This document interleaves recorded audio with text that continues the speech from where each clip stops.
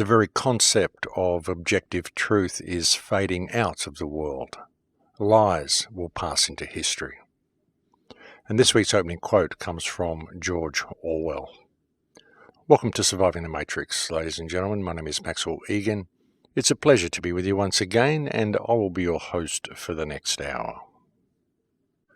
When attempting to piece together the past from the scattered fragments that we have, the relics that are lying around the world, and the scattered fragments that we have in the history that we've got, it's very, very important to start with a completely blank slate and just start pulling at threads and let them take you where they lead you. That's the approach that I have always employed anyway. That's the approach that I've always found has worked best for me. I don't ever start anything with a foregone conclusion of where it's going to go or by wanting it to go anywhere. I don't start off trying to confirm opinions that I've got or theories that I may hold. I simply pull at the threads and see where the threads lead me. Sometimes I may form theories or opinions along the way and think, okay, that's a possibility, and I'll put that up there on the shelf to be considered. But I won't use that as a focus or use it as a point of reference to cloud my judgment on where the threads may lead me. I don't particularly want the threads to go in any particular direction because I don't have any stake in the outcome. There's no particular result that I want to be true. And it's just the way I've always approached everything. I mean, a lot of people with whatever research they're doing, perhaps they're researching something like the Bible.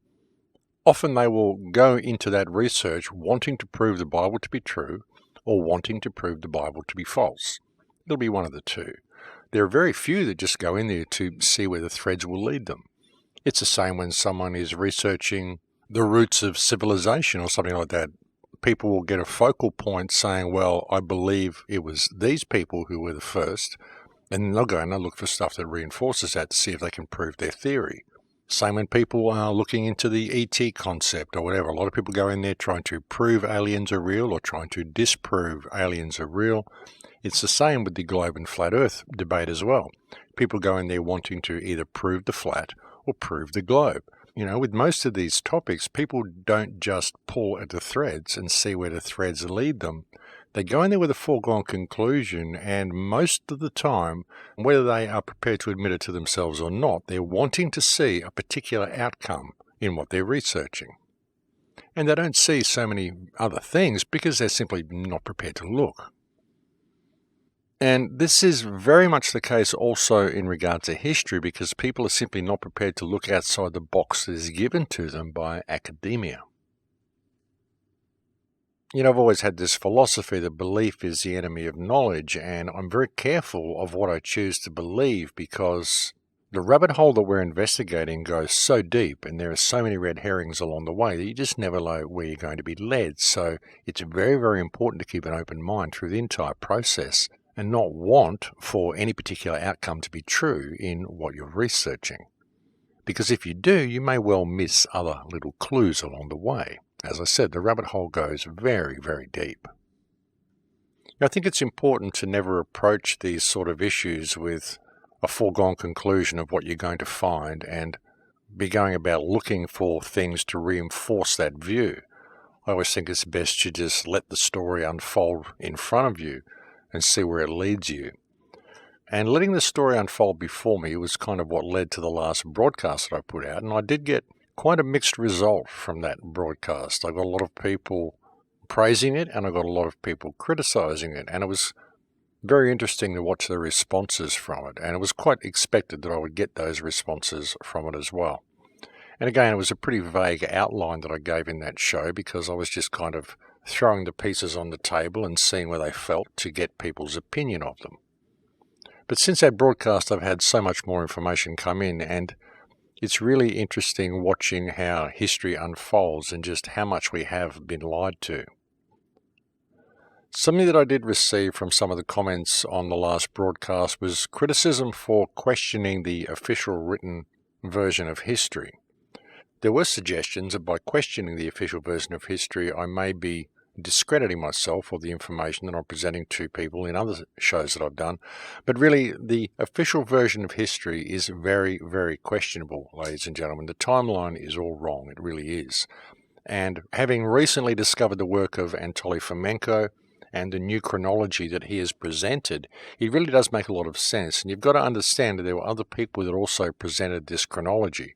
Newton presented this chronology, and at least 2 or 3 other historians along the way presented this type of chronology and suggested our history was out by at least 500 to 1,000 years.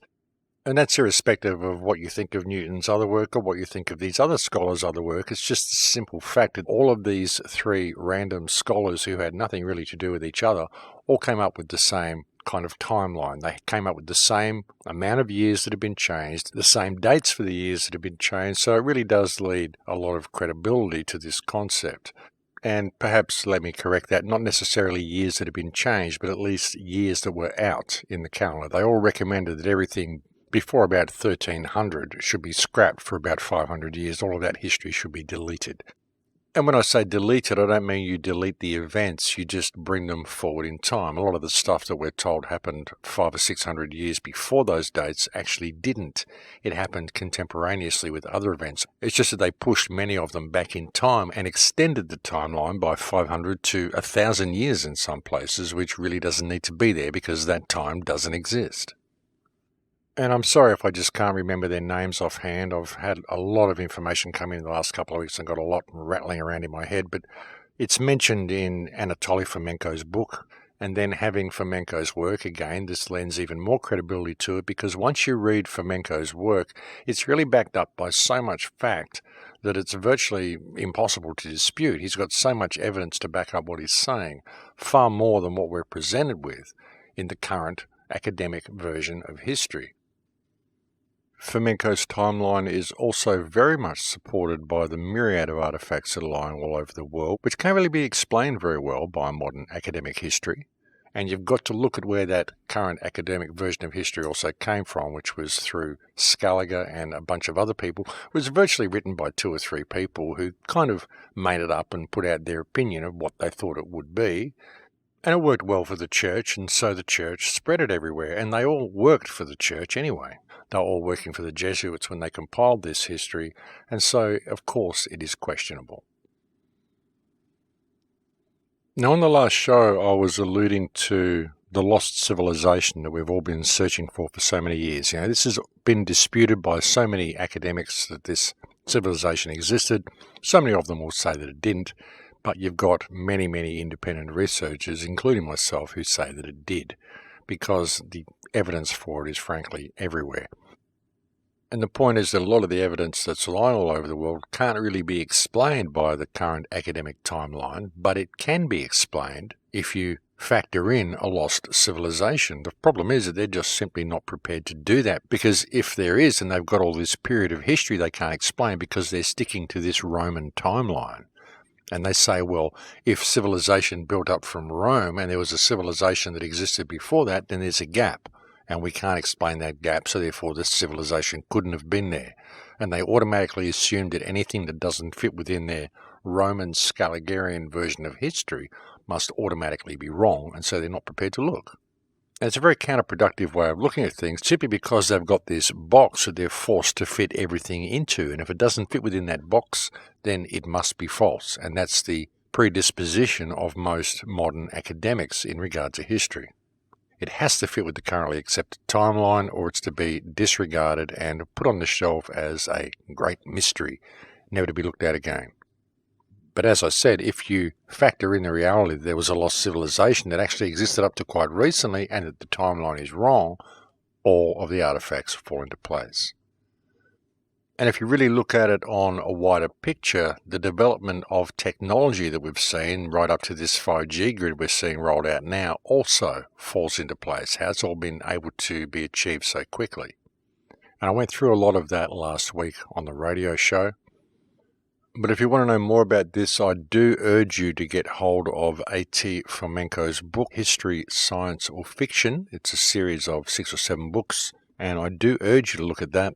It really is a very thorough and very comprehensive revision of the current chronology, And again, if you would like a very in-depth report on just how much evidence there is supporting the existence of a lost civilization lying around the world, I do suggest that you go to a YouTube channel called New Earth and watch a series called When the Survivors of Atlantis Wake Up.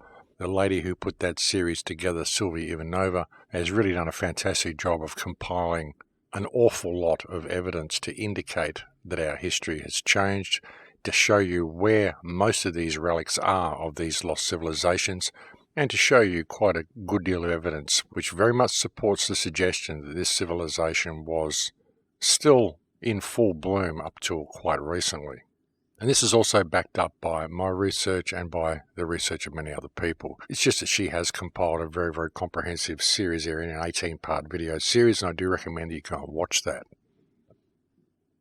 But looking at it a little bit deeper, understanding the concept of this Atlantean culture and considering the possibility that it was very likely a worldwide culture, that the land that supposedly sank may not necessarily have been Atlantis, but may have been a greater landmass, and that what we refer to as Atlantis was, as I said, simply a culture of these people. It brings other possibilities into question, especially when one considers the possibility of the ancient landmass referred to as Lemuria or Mu, the great land that was apparently at some stage in the Southern Ocean, and you'll find that this is actually supported by many legends as well. And it's very likely that this was the land that sank, and this was the culture that brought what we know as the Atlantean culture to the world. Now, I'm just speculating with that, but it's very likely that that is what happened. And it's very likely that this culture, this ancient land of Lemuria, encompassed the lands of Australia right across through to Madagascar and possibly even joined Africa, or perhaps it stopped at Madagascar and just encompassed Australia and New Zealand over to that point. But it's very likely that it was there, and it was these people who went out and spread their culture around the rest of the world. And there may be many people that will want to dispute that claim because of the claim by modern academia that life came out of Africa. This is the currently promoted hypothesis, and they make this claim because the more diversity that can be found in genome types, the older the race, or this is the claim that is made anyway. And African Negroes have, I believe, 6 different genome types.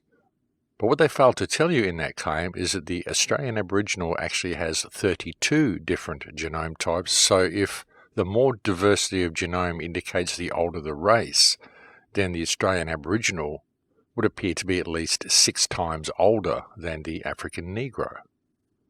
So taking that into account, it would be reasonable to assume that were an ancient culture to exist, these people would perhaps have been part of that culture. And this is a culture that predates known history, but may not exactly have existed in what we would perceive to be ancient antiquity. Although maybe it did, but it's very likely that it didn't disappear in ancient antiquity and was then replaced by the Roman Empire. It's very likely that this culture went from ancient antiquity up until around about 1,000 years ago, where it fell into decline for some reason. Something happened, and then it finally fell into complete decay and got wiped out from existence around about 200 or 300 years ago.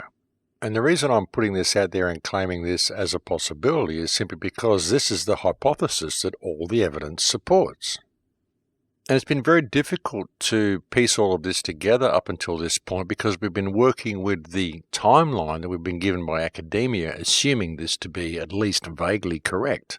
But with the introduction of Fomenko's new chronology, suddenly all the pieces of the puzzle fit together. Well, a great deal of them certainly do anyway, but the point is that they all lead towards the existence, they all lend credibility and go a long way to verify the existence of an ancient worldwide culture. And as I said on the show last week, this is the culture that is referred to in South American legends, Viracocha, Quetzalcoatl, and these great teachers that came. And it's also very likely that the land that they originally came from disappeared somehow, and the remnants of this culture went out and settled around the rest of the world. But however it happened, many of the ancient cultures that we were left with, such as the Aboriginal culture that we found in Australia when the British arrived, were populated by both black-skinned and white-skinned people. And this is also supported by the very little known fact that when the British came here to colonise Australia, there were actually white-skinned tribes, white-skinned Aboriginal tribes living here with the dark-skinned Aboriginal people. And this can be confirmed in the notes of George Augustus Robinson, who was a man who was hired as a go-between between the Aborigine people and the Crown on Swan Island off Tasmania, and this tribe was actually known as the Tasmanian Whites of Swan Island. And as I said, very, very few people know that, but there were white people in amongst these tribes, and the very interesting thing about these tribes, all of the Aboriginal tribes in fact in Australia, was the language that they were speaking. Because really when you're trying to trace the roots of civilization, something that many people overlook is the linguistic comparisons and the linguistic similarities between many of these races, and search for the root race or the root language of these races. Because if there is a root language that can be traced to all continents, then we do find the root language of this lost culture, this lost civilization. And if we do that, then we do identify the fact that it was a worldwide civilization, simply because a worldwide language would clearly confirm a worldwide culture. And not only that, but were we to find a worldwide root language, we would also identify the language that existed before the confusion of the tongues.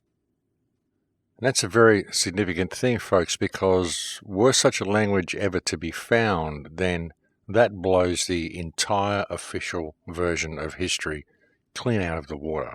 Because, as I said, a root language, a worldwide root language, identifies clearly a worldwide culture that existed on this earth.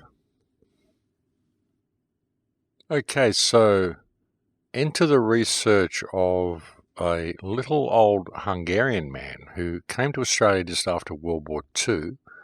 He was a builder, but also an outstanding linguist. It was a hobby of his, and he spent most of his life since arriving in Australia after World War II researching history, in particular the Australian Aboriginal languages. And what he used to do was he used to go to the Mitchell Library in Sydney, into the special reading room archive collection, and usually only academics can get access to these types of books, but he was granted access in the 1960s by the head of Sydney University, simply because the head of the university was very impressed by his remarkable linguistic skills and figured he was safe and he knew what he was doing, so he let him in there to study. And so that's how he used to spend his time, mainly sitting in the Mitchell Library, reading through very old books and journals from the very early days of Australian colonisation, and generally any other rare old books from around the world that he could get his hands on. Now, the man I'm referring to is a Hungarian man by the name of Attila Flenk. And I'm not sure if I should mention his name because I may get in trouble for doing so, but hey, I'm going to do it anyway. Because he was quite well known in some circles. He actually did speak before a parliamentary meeting once to present his research.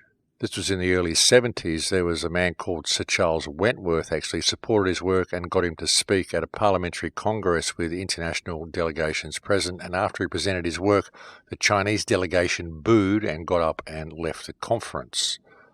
And you won't find any research of this guy on the internet because he never got to publish his work. His work has come to me by way of a friend of his.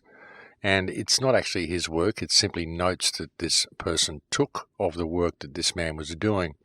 All his work does still exist, but we're not sure whether it will ever be released to the public because of the delicate nature of the work and also because of who is in possession of the work. But what this man did was he worked out with academic proof that right up until the English arrived, the original tribes of Australia were all speaking different dialects of the original Magyar root language. And he focused extensively on Tasmanian and Sydney languages, but he had examples of this proof from all over the country. Now, Magyar is the original root language of Hungarian, and it's kind of a mysterious language. We're told it comes out of the Urals, but it's all ridiculous. The story we're told about where it comes from just doesn't make sense. So it's kind of a mystery language. And by removing the true source of where that language developed from the Hungarian people, they've kind of caused the Hungarian people to lose their identity as well. And quite notably, the time that it was put forth that the Hungarian language was rooted in Finnish and Ural language was the same time they annexed Australia. Just a coincidence, of course. But he clearly identified the language of the original people of Australia as having its roots in Magyar. So, of course, Magyar could not have had Finnish and Ural roots, otherwise it wouldn't be found in Australia, and obviously has to come from a wider source. And he realised this because he was actually able to translate many of the old Aboriginal words into Hungarian phrases, and he was also able to communicate with many of the older Aboriginal tribes because of the root language they were using was basically the same as the Hungarian root language, which is Magyar. So the question has to be asked, how could it be that the Australian Aboriginal was speaking the same basic root language as white Hungarians from Europe? And upon further research, it would also appear that he confirmed that this was also the same root language that was being spoken by tribes in the Incas, the Ecuadorians, the Polynesians, and the Melanesians as well. Basically everywhere that the European invaders went and stole their lands and claimed as New World discoveries, this language was being spoken. And it goes even further. Apparently, according to Flink, when Christopher Columbus discovered the Americas, and which is kind of another grey area to get into because we know that Columbus didn't discover America, and it may not have even been Columbus who did the trip, but whoever it was who did that journey, somewhere during that incident, 6 Incas were taken from South America and were brought back to the Pope in Rome. And when the Pope heard the Incas speaking Magyar, he ordered the Spanish to go and wipe out the entire Inca race, around 40 to 50 million of them. And I can't bring you any more on that particular information at the moment because I'm still a little vague on that bit, but I will find out more about the Inca, Ecuadorian, Central American connection, and I'll get back to you on a later show.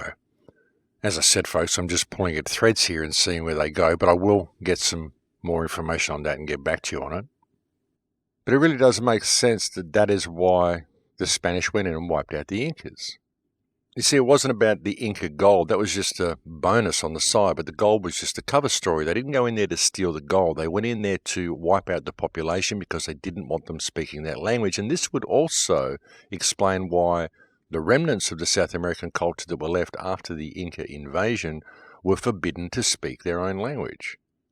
It also explains why the East India Trading Company wiped out so many shamanistic tribes all around the world. It all begins to make sense when you start thinking that it was the language that they were looking for. Because they needed to wipe out all trace of this language, because any trace of this language would have proven that there was a worldwide culture that they were destroying. But it would appear, according to Flink's work, that this was the root language that was spoken in all of these places. And so the Jesuit forces went out and made a very, very concerted effort to clear the world of this root language and to genocide all the people who spoke it. They genocided the Incas, they genocided all the Polynesian people, they certainly genocided the Native Americans. And then the same thing was done to the tribes in Australia, which they wiped out in a similar manner to the way they wiped out the American Indians, mainly by giving them blankets with smallpox on them. What they actually did was send in Indian slaves that they'd kidnapped ashore to the Australian people, knowing the Australians would welcome them as brothers. But before they sent them ashore, they got long sticks with cotton on the end and smeared them with smallpox that they kept in a jar so they could infect the Australian tribes with smallpox and help wipe them out that way. And this sort of thing is simply not recorded in Australian history at all. We can find it in American history. It's quite a well-known event, but it's not recorded in Australian history at all. And instances of this are apparently recounted by many of the early explorers in the journals that Flink was looking through in the Mitchell Library. It's also noted that the British explorers sent people in there to communicate to the tribes to find out which tribes could speak Magyar, and then they subsequently went in and wiped all of those tribes out. Once the tribes found out this was happening, they all fled inland. And that's interesting in itself, but the story goes even deeper than that when you start looking into some of the translations that were pointed out by the work of Attila Flink. Because as I said, he clearly identified the root language of all the Australian tribes as being based in Magyar, and by doing that he was also able to gain a much clearer understanding of what actually happened to the original people, because much of the story was told in their language, in the names that they were given, simply due to mistranslations. And so it's very interesting research to look at, and actually forms a huge piece of the puzzle that we've all been searching for. Incidentally, he was very heavily ridiculed at the time for even claiming that there was a connection between languages between Hungarians and Australian Aboriginals.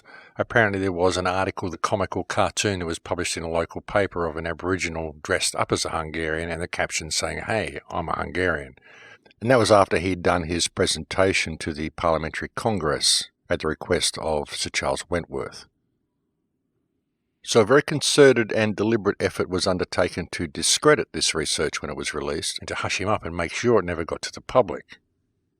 Apparently he was approached and told not to continue his research by a very irate Catholic priest in the late 60s when he was working on a Catholic church. And there was one stage when all of his work was actually stolen by ASIO, and he came home one day 2 weeks later to find two men sitting in his house with all of his work stacked up on the table, quietly telling him to not make too much noise about what he was researching. And again, folks, I've still got a lot of information to collect on this. I'm just sharing with you what I've got so far because I think it's pretty interesting and I think it's pretty relevant. And again, you might ask, what would be the point of covering all this up? Why would they try to hide it? Why wouldn't they want to find something like a root language? And the reason they would not be wanting to find a root language, folks, is because the discovery of a root language would, as I said, blow the entire official version of history out of the water. And not only that, but it would indicate that it wasn't God that confused the languages, it was actually the Jesuits. And what sort of an impact do you think that information would have on some people's belief systems? But I think we've reached break time here, ladies and gentlemen, so I'll leave it there for now. Thank you for joining me on the air today. It's always a pleasure to have your company, and I'll be back to speak to you again in a few minutes. Don't go away because there's plenty more to come. And welcome back, ladies and gentlemen. Yes, so it's been very interesting and quite synchronistic coming across this research of Attila Flenk and the connections that he made and the stories that he found in the journals of the explorers in Australia. The stories of the original people being smeared with smallpox, the stories of how the British would send originating Magyar language speakers ashore to speak with tribes all around the coast of Australia. Whenever the tribes they would speak to would understand the language, the Crown would then wipe them out. It's all very, very interesting stories. It all makes a lot of sense. And of course, the final nail in the language coffin in Australia was when the Crown carried out the stolen generation operation, where children were actually separated from their parents and fostered with white families and forced to speak English and not their traditional tribal languages. You know, looking at things this way and seeing a different motivation in the actions of the Crown and how it was really all about destroying all trace of any connection to the past, it really does begin to make a lot of sense when you start putting things in this context and considering this as being a possibility. And again, it's just pulling at the threads, ladies and gentlemen, because when you start pulling at these threads, well, the language seems to be the common denominator that connects all of the genocides that were happening to all of the different cultures all around the world at the hands of the European invaders. And it's quite interesting, really, because the sheer pompous, arrogant attitude of some of the British invaders at the time when they were invading Australia really did lead to their downfall when you look at the language, because most of the Australian originating languages were translated by a man called Joseph Milligan, and his arrogance and his pompous attitude actually led to the real story being hidden within the translations that he made. And then, perchance, the actions of an immigrant builder from Hungary who happened to be a linguist as a hobby getting access to these translations. I mean, it's pretty random that this would happen, and that the man who gets access to the translations, that his language would have its roots in the same root language of the Australian Aboriginal people and give him the ability to be able to apply Magyar translations to these names and actually come up with the real story. It's pretty random that this could happen, folks. But the real story is there in the translations by Joseph Milligan.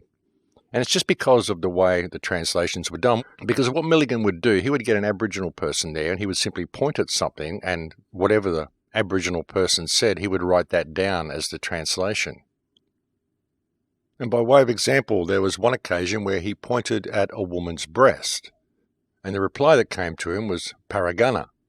And so he wrote down paragana as being the meaning of a woman's breast. And then he went over to a man and he pointed at a man's chest and he said paragana. But the man replied pagamenyera. And so he wrote down, okay, pagamenyera, that means a man's chest. But really when you apply Magyar translations to the words, it means something completely different. When he went over and pointed at the woman's breast, when the man had said paragana to him, what he had said was, we would prefer the hips. And when he walked over to the man and said paragana at the man said to him, pagamenyera, which did not mean a man's breast, but actually meant, if you would prefer my hips, then you are despicable and beneath my dignity. And that is just an example of how bad the translations were that Milligan was making. And there are many, many other examples of this. There was quite a famous Aborigine man who was taken to England and paraded before the crown, taken and shown to the world, whose name is Bennelong. Most people may be familiar with this character. Anyone who's familiar with Australian history should know the name Bennelong. There's a very good possibility that people in England would be aware of the story of Bennelong as well. His name Bennelong that was given to him was because when they asked him his name, he just said Bennelong, and he just kept saying Bennelong. But Bennelong actually comes from the Aboriginal word Bianalong, which when translated into Magyar means I am kidnapped. And that's what he was saying when they'd take him somewhere and they'd say, who is he? He'd just say, I'm kidnapped. I'm a kidnapped man. And so they gave him the name Bennelong. There's another woman, a famous woman in Tasmania, who was given the name Trigonini. Trigonini is actually a composite word. It's a combination of English and Magyar because of the word true, which is an English word. And she was given that name, Trigonini, because she kept saying Trigonini, Trigonini. When they took her to the courtroom, she kept saying Trigonini. But what she was actually saying when you put the Magyar translation to it is, tell the truth what happened to my brothers. Because what had happened when the Aborigine people had arrived on Swan Island, the British had cut their hands and feet off as they were leaving the boats and left them to bleed out and die on the shore. And as it would appear through Flink's research that the Aborigine people of Tasmania had strong Magyar roots in their language, it also becomes quite clear why the Tasmanian Aborigine tribes were genocided so completely. Another very interesting story is a story that comes from handwritten notes where there had been white whalers who had been raping Aborigine women in Tasmania, and the chief of the tribe called these whalers Magara Rage. This is another mistranslation, as where Magara was translated as meaning stop and Rage as meaning white man. But what Magara Rage means when translated correctly is Magyar devil spirit. And this is very, very significant, folks, because it shows that the Tasmanian Aboriginals already had a reference to white men as Magyar before the British arrived. It's also suggested that when Captain Cook arrived in Hawaii, the reason the Hawaiians were friendly to him at first was because they thought he was related to a Magyar king of the past from Lele in Indonesia. Lele is now an underwater ruin that can be seen off the coast of Indonesia sometimes. And they literally thought when he arrived that he was a god, or at least royalty, and so Cook had no option but to go along with it. But when he left, bad weather and rough seas forced him back to Hawaii, forced him back onto the island. And that was when the Hawaiians realized that he wasn't a Magyar, that he was actually an imposter, because the Hawaiians had always known that the Magyar, or Magi as they called them, were master sailors and boatsmen and knew how to sail the seas in any weather. And they also knew that the Magyars used star maps to navigate the world and knew the lands by the star constellations that were above them. Cook obviously couldn't do this. He couldn't navigate by star maps and he couldn't control his vessel in rough seas. And so the Hawaiians figured out that he wasn't a Magyar king, and so they killed him. Now, on the show last week, I was making reference to the point that there was very likely a worldwide religion that existed before the reformation of our history, before the world was turned into what it is now. There was very likely a worldwide religion whereby both Islam and Christianity complemented each other. Whether this was simply both religions working in harmony with each other, or whether it was simply a pagan religion that developed into Christianity and Islam, this is up for debate. Anyone can go down that rabbit hole and do the research they want. That's not what I'm here to discuss. But the fact that there was a worldwide religion and that it was known throughout the world very significantly is also revealed through the research that was done by Attila Flink, because one of the other translations that he found, one of the translations that was done by Milligan, was when Milligan asked for the translation for the crucifix that he was wearing. Milligan was wearing a crucifix around his neck that depicted Christ on the cross, and he pointed at it and he wrote down the word that he was given, which was Urupuni. So he wrote down Urupuni for cross. But when translated into Magyar, the word Urupuni means the Lord God for your crime. Now, how on earth would an Aborigine tribesman from Tasmania would be aware of the reference in the Christian faith to the man on the cross being the Lord God for your crime if he was not already aware of the Christian faith, because he had encountered it before, because there was a worldwide culture and a worldwide faith accompanied by a worldwide common root language that once existed on this earth not too long ago.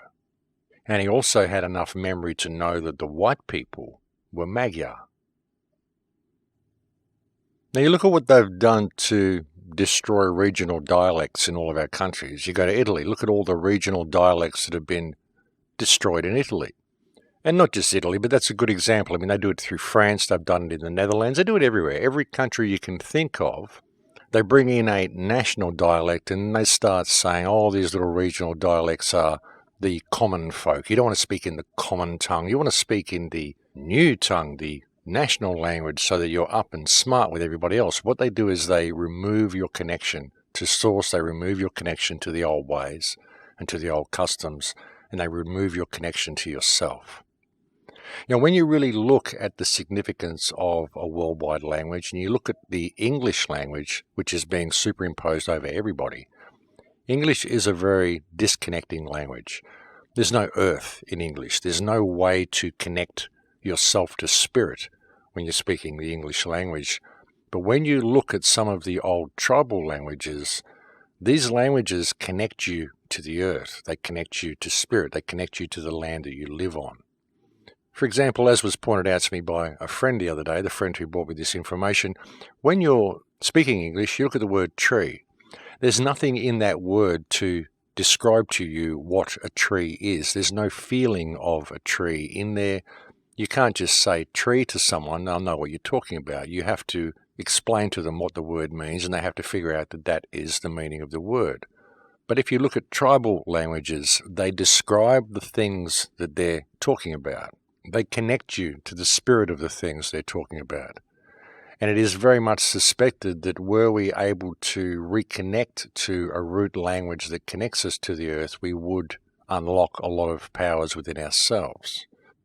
You know, it's said that by singing certain words in Sanskrit, you can change the color of a candle flame. And it's even been postulated by some that English is in fact a phonetic reversal of the Hebrew language. So when you really start getting into these languages, you start looking at the roots of Hebrew, where that goes back to as well. I mean, this is a very, very deep rabbit hole to go down, and nothing that I can bring you on one radio show. There's so much information that I've had coming in the last few weeks. Really, it has been phenomenal. And trying to piece it all together to bring it to you is a bit of a mammoth task, but I've got so much to share about this in the next few months once I do put it all together. You're just going to have to bear with me on that, but it's very, very significant finding this work of Attila Flink and finding this language connection, because, like I said earlier, folks, what it indicates is that God did not confuse the languages. The Jesuits confused the languages when they superimposed this current version of Christianity over the world. because it would appear that there was a prior version of Christianity that existed that was very, very peaceful. And people might say, well, look, Christianity is peaceful now, but hey, look at the world, folks. We're having a lot of wars on account of religion at the moment, and it would appear that all of these wars are completely unnecessary. All of these wars have been contrived by government, and a lot of these wars exist, and all of this conflict exists because we've all been removed from our roots. Every single people have been removed from their roots. Everybody. You know, I got a lot of flack last week for suggesting that a lot of this culture that we've got, this ancient culture, came from white races, and that the white races shouldn't really be held responsible for what these European invaders done, because ultimately, folks, it wasn't races, it was the psychopaths that control the races. And I still agree with that. And when you look at this research, it goes a long way to confirming that there was this ancient culture, that it was a white culture, that it went out and migrated to all these other places, and that it was a Magyar culture. And you see that how there were white tribes living here in Australia. There were white tribes living with the Australian original people, and everyone was getting along fine. The whole world appears to have been getting along fine until something happened that infected the minds of a group of people, possibly those that were living around the region of Tartaria. Something happened. There was a war. Something happened. Somebody came. Something happened to shift our consciousness, to shift the entire world consciousness. And it started at that point, and then it's gone out and infected the rest of the world. But what we need to do is put down all this racial division and all this religious division and all the division that's been pushed on us, and realize that something has happened from outside that has changed what we were into what we are now. And the only way we're going to get back there is if we put all of our differences down and realize that we've all been played, and realize what's really happened here, how different our history is, and how much we need to reconnect to our roots and reconnect to what we really are. We're not going to be able to do this unless we put all of our stuff down, because there's a far, far bigger picture here than what most people are looking at. You know, we have been played on so many levels that it's almost impossible for people to see the big picture. That's why you can't be judgmental of people. You can't be out there pushing your belief systems on people. It's time for us to put it all down and walk to freedom, ladies and gentlemen. It's time for us to realize the truth. All humans on this earth are all family. We all have a common ancestor. We are all ultimately each other's kin. And it's time for us to unite as one kin, as one human family. You know, over the last 10 years since I began this radio show, myself and many others have presented an abundant amount of evidence to the world to expose the corruption of our governments, expose the corruption of this system that we're forced to endure in this human experience. And it's been done in an effort to find the truth and to help inspire people to stand up for themselves and step away from a system that they ultimately do not need. And we don't need this government system. This government system creates all of the problems that we face as a human species. It really does. And it's because, as I said last week, there are two species here. There are humans and there are those who look like humans, but they are psychopaths. And they do not have human qualities, and they use all of our human qualities against ourselves. And we've got to put it all down. We've got to realize how we've been played and realize the significance of how big the lie is that encompasses us.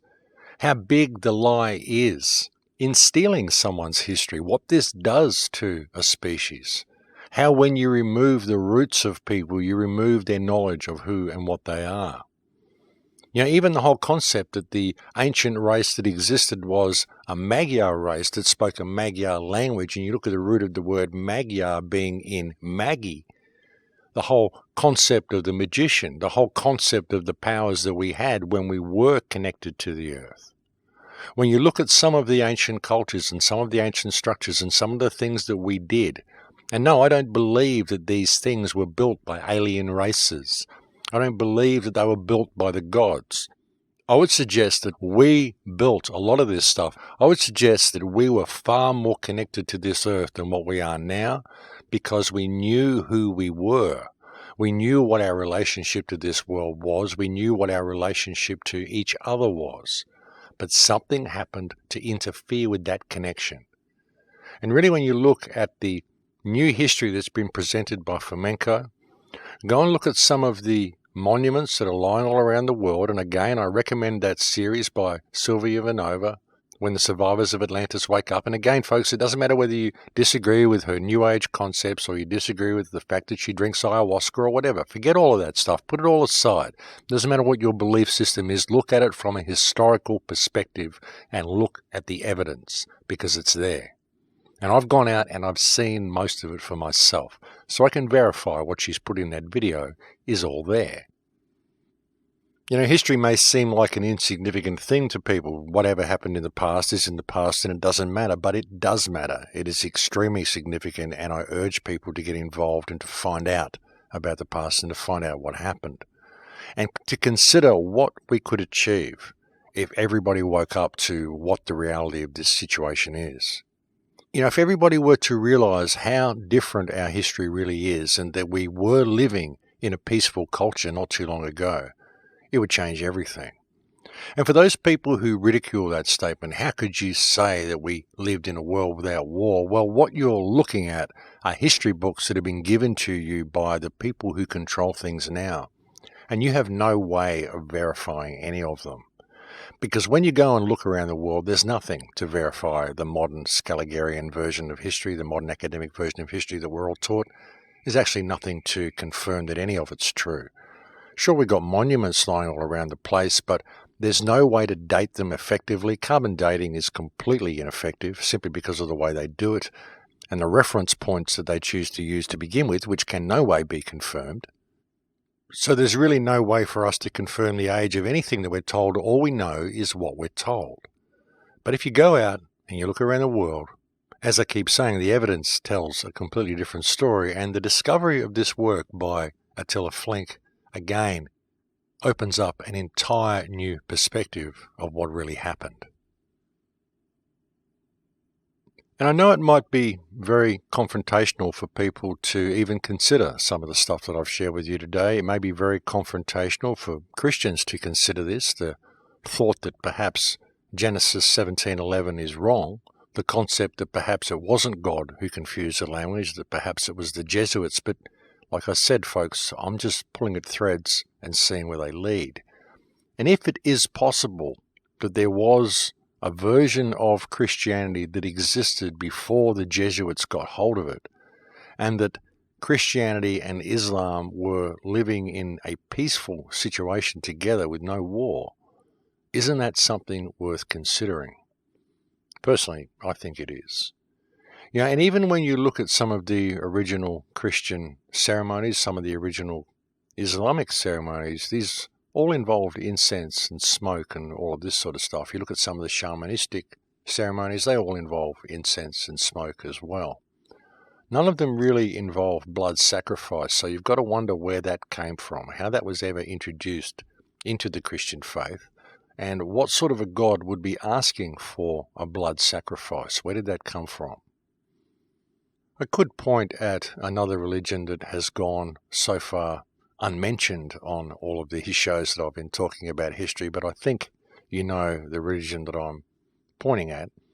But I want to sort of do that without really pointing the finger at anybody. I just want to let the cards fall where they may, and I don't wish to suggest that anybody might be the problem. I just want to put all the evidence out there and pull at the threads and encourage other people to pull at the threads as well and see where they lead. But there is another faith that does involve itself in blood sacrifice quite often, and it would appear that that faith has superimposed itself over the other two faiths and caused these other two faiths to war with each other. Again, divide and conquer is the motto. Get the species to kill each other, get the races to kill each other, get the faiths to kill each other. And this is what has been done to us on so many levels, and it's what's been done to us now through this political system, through this whole intermingling of cultures that's happened as well.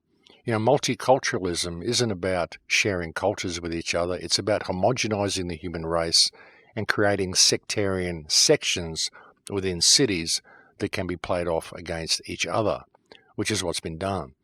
And we've got to put all of this stuff down and realize just how big this deception is and how much we've been played, ladies and gentlemen. You know, there's so much information that's coming out now. There's so many people that have been looking into ancient history for so long now. So many people have exposed the enormous amount of ruins that are lying all over the world. So there should be no doubt in anybody's mind that there was this ancient culture that was there. I mean, it can't be just written off anymore. You can't have mainstream academics just saying, well, the lost civilization theory, it doesn't hold any water. There are literally ruins everywhere, dating far, far back than what anybody would ever believe. And that's the thing with even what I'm saying with the timeline being changed and bringing things a lot closer to the present. I'm not saying that these things didn't exist in ancient antiquity. All I'm suggesting is that they weren't destroyed in ancient antiquity. I mean, sure, there's probably some cultures that were. I mean, the pyramids look pretty old. The Sphinx looks pretty old. There's certainly a lot of water erosion on that. Perhaps that culture fell into decline way back in the beginning of when things started falling into decline. But other cultures, such as the South American cultures and the ruins around Rome and Greece, these don't look that old. And there's every indication that whatever the civilization that was here, that began in ancient antiquity, actually existed up until quite recently. And then there was a concerted effort to wipe this civilization out worldwide, and not only wipe out the civilization, but wipe out all trace of any connection to it by making sure they wiped out any connection to the languages as well. And again, when you start looking at some of the things the East India Trading Company did when they went out and they destroyed shamanistic cultures all around the world, when the pirates went out and they raped, pillaged and plundered everywhere, we always assumed that this was just about wiping out their shamanistic traditions. And it's a very indication that they were doing that. But what about factoring in the reality that they were probably searching for the language as well? Because were the language to remain, that would reveal the common connection that all of these cultures once had. And that's something really worth thinking about, folks, because if that's true, then that is something that is very, very significant. And what can I say, folks? Because according to the research that was done by Attila Flink, it is true. This language did exist. This common culture did exist. And the evidence for it is right there in the journals that exist in the Mitchell Library in Sydney, penned by the very people who were carrying out the crimes as they were carrying them out. And that's, again, something worth thinking about. And like I said, there's a lot more of this information. I've only brought you the tip of the iceberg. I'll see what I can do about uncovering a bit more to bring you on some future shows. But unfortunately, we have now reached that time again, ladies and gentlemen, where it is the end of the show. And it's been good to be able to bring you this information today. And as I said, I've got a lot more of it to share. I've got so much to process, and I've just given you the very tip of the iceberg with the show today. But this is a very, very significant find, this discovery of this Magyar root language that has resulted from an examination of the work of Attila Flynn. Unfortunately, Attila Flynn died before he could publish his work, but there is still hope that we will get access to the originals and that we will be able to get more of this information out to the public, because I think it is very, very needed information, but it is very suppressed information, and I cannot think of any other information which is more damaging to the current status quo than the discovery of this root language. I almost wasn't going to bring you a show this week because, frankly, this road has been quite a tough one to tread lately. But the importance of this information caused me to change my mind, and I thought I'd just get it out to you because I think it needs to be heard by people. And as I said, that is really the tip of the iceberg, but I'm going to have to leave it there for now, unfortunately, because I have completely run out of time. So thank you to all those who continue to support the show. Thank you to those who send me so many kind emails. I've certainly received a plethora of them in the last few weeks, and thank you very much for that. Thank you to all my Patreon supporters. You are the only ones who keep this show going. You are the only ones who keep this research going. So I cannot express my thanks to you people enough. And thank you to all the people who continue to listen to the show. Thank you to all the subscribers. It's nice to see my YouTube channel has actually reached 100,000 subscribers this week, and that's a great thing to see. So thank you all for that. But that's it for me, folks. I'll look forward to speaking to you again next week. Please take very good care until then. In Lakesh.